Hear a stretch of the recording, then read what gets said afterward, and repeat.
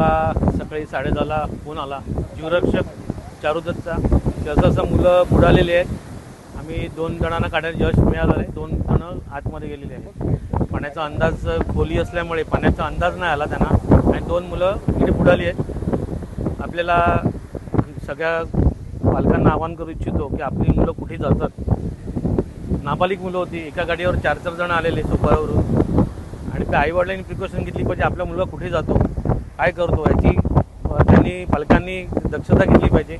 आपल्याकडे इकडे या धरणापासून कळंबपर्यंत फक्त 3च जीवरक्षक आहेत। एक जीवरक्षकाची महानगरपालिकेने त्याची संख्या वाढवली पाहिजे। तसंच मेरीटाईम बोर्डने जे राजवाडीपर्यंत दगडाची जो हे बनवला आहे त्याचा धरणापर्यंत घेऊन यावा, जेणेकरून इकडे संरक्षक भिंत तुम्ही बघू शकता। मागे सगळी मोठी मोठी झाडं सगळी पडलेली आहेत आणि किनाऱ्याची धूप होत चाललेली आहे। त्याच्यामुळे मेरीटाईम बोर्डने लवकर हे काम पूर्ण करावे। सर काय सांगणार, जी मुलं बुडालेली आहेत, काय सध्याची परिस्थिती आहे, किती यंत्रणा आपली कार्यान्वित? आता सध्या 2 अग्निशमन गाड्या आम्ही मागवल्या आहेत। त्याच्यावरचा क्रू जो आहे तो आता आम्ही शोध करतोय की आता नजर ठेवून आहोत की समुद्रातून ती बॉडी बाहेर येण्याची शक्यता आहे।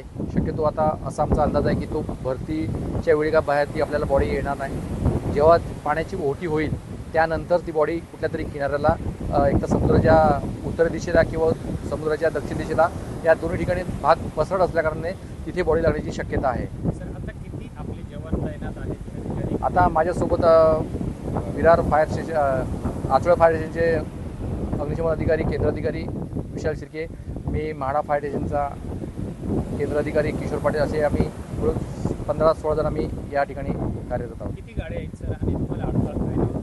आता आमच्याकडे 2 गाड्या आम्ही त्या बोटीसह तैनात झालेलो आहोत। परंतु आता समुद्रात बोट टाकण्यासाठी आपल्याला पाण्याचं प्रमाण आणि लाटांचं प्रमाण मोठं असल्याकारणाने आणि पावसाळ्याच्या प्रमाणात पावसाळ्याच्या ठिकाणी समुद्र खवळले असल्याने आपण त्याच्यामध्ये बोट टाकू शकतो। त्याच्यामुळे आपल्याला हा अडथळा निर्माण होतो की शोध मोहीम करण्यात। आणि आता जेव्हा 3:30 नंतर भरती ओहोटी चालू होईल, ओहोटीनंतर 1 ते 1.5 तासाने पाणी 2 तासाने पाणी खाली जाईल, त्याच्यानंतर आपल्याला कळू शकते किंवा एक टायमिंग सांगू शकत नाही की ती बॉडी आपल्याला कधी सापडेल आणि कुठल्या स्पॉटला सांगते आपण सांगू शकत नाही, परंतु सापडणे हे निश्चित आहे। लोकशाही मराठी ऐका, पहा, जागरूक रहा।